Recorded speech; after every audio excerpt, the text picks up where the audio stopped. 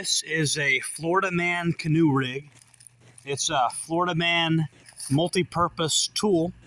The primary purpose of the Florida Man Canoe Rig is you put it on top of any vehicle you want, and it adds padding, but then it's also a load-bearing system. And I can literally throw this on any car I want, and then I use it to attach bungee cords and stuff like that to secure the actual canoe. It's made out of paracord, and what you do is you get these pool noodles, which pool noodles have like 1,000 different uses. You can use them for pipe insulation, all types of stuff. I actually used mossy oak paracord, it claims to be 750 cord. There's like pretty good strands in there. I would say this cord, and it splits into two sections there, so you have to factor that in. But I would say comfortably that this has a towing capacity of about 800 pounds, but you couldn't use these clips for that.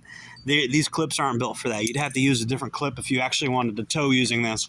So, but you definitely have a tool that you could drag your canoe out of the water with. And these being pool noodles, it will float, and that will help kind of keep your cord from tangling, and it makes your cord easy to see. You know, it's a bright orange. I opted for bright orange cord instead of going with my usual camo look because, even the military, they don't always use camo stuff. They have some high visibility stuff, especially when it comes to hauling heavy equipment around and things like that. You can't always have everything be camouflaged. I got the center of each one of these pool noodles has a cross section there to kind of hold it together. I've seen people not even use the paracord. I've seen people literally just use gravity to hold it in place, but that's not a true Florida Man canoe rig. There's multiple purposes to this tool. There's a lot of different ways this thing could be used, and I highly recommend that you guys make one of these. I can put this on any car I want. I can put this on a sedan. I can put it on an SUV.